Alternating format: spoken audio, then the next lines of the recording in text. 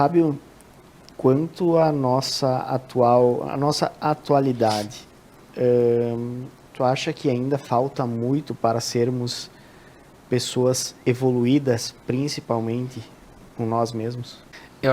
No meu ponto de vista, isso está muito possível, tá? Muito alcançável, muito perto de cada um, tá, Douglas?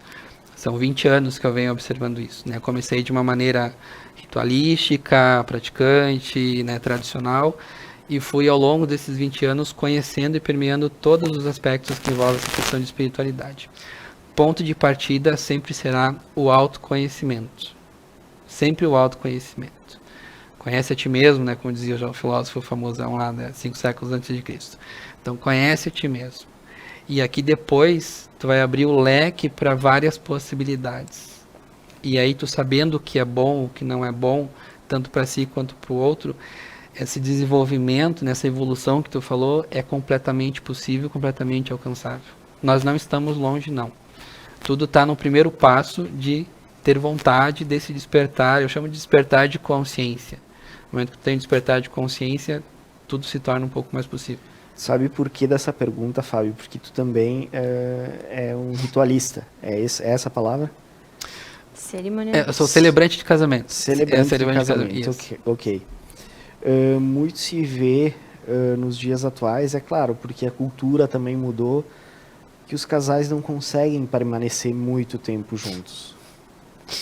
E aí eu até vejo que muitas vezes tem a questão do autoconhecimento envolvida nisso tudo também. Muitas vezes no... Por que casou então? Por que aceitou então? E aí que eu entro nessa questão de...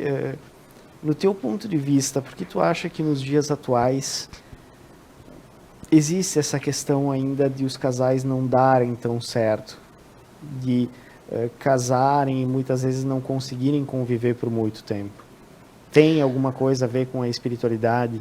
Tem alguma coisa a ver com o autoconhecimento? Sempre tem a ver com isso. Sempre vai estar ligado, certo? Eu tenho a graça de celebrar casamento de casais que têm uma história muito consistente antes do dizer vamos casar, né?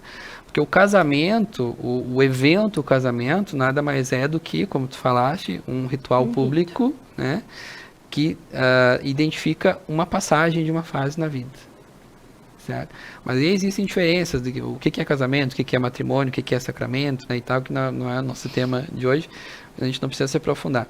Mas o ato de casar é unir duas partes, é unir duas partes. Quais são os motivos que fazem essas duas partes se unirem? Quais são os desejos que fazem com que essas duas partes permaneçam ao longo do tempo juntas e construam consigo família, valor, hereditariedade, tudo isso, certo? Eu tô para te dizer, Douglas, que essa parte aí, estatisticamente falando, dos casais que não permanecem muito tempo casados, ela é muito pequena. É muito pequena. Bom, o que acontece quando ocorre esse tipo de coisa? Natural do ser humano, dá mais atenção àquilo que causa ibope do que aquilo que não causa ibope, né? Com certeza. Né? Mas para ter uma ideia, essa questão de essa relação, número de casamentos, número de divórcios, o percentual entre eles ele é muito pequeno. Ele foi em torno de 1,5%, 1,7% no último ano. Ele é muito pequeno essa diferença, né? Em percentuais. A gente colocar isso em números, né, nível Brasil, óbvio, vai dar um número grande, mas ele é ainda considerado pequeno perto do número de casamentos realizados.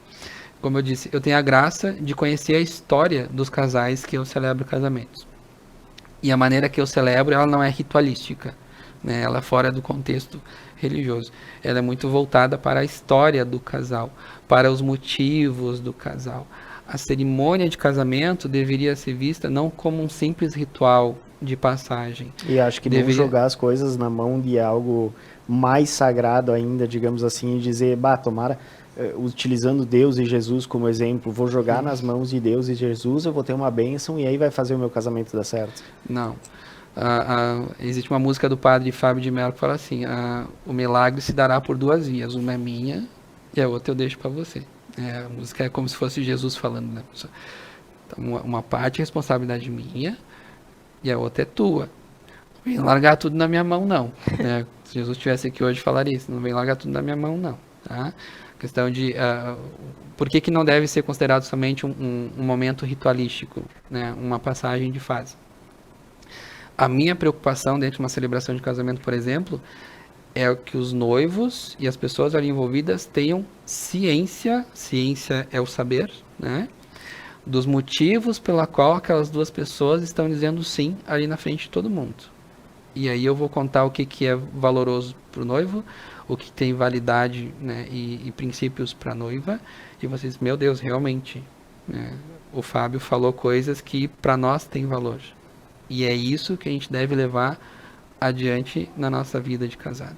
E eu acho que principalmente nesse tipo de celebração, o que as pessoas devem fazer é ouvir o que está sendo dito, né?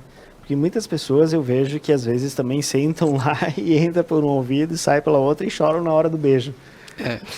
Mas acho que principalmente o que se deve fazer é ouvir o que o celebrante está falando, o que o noivo e a noiva estão falando, porque é como a gente vem dizendo desde o início, o autoconhecimento é fazer com que a gente compreenda o que está sendo dito lá e que é muito importante, né?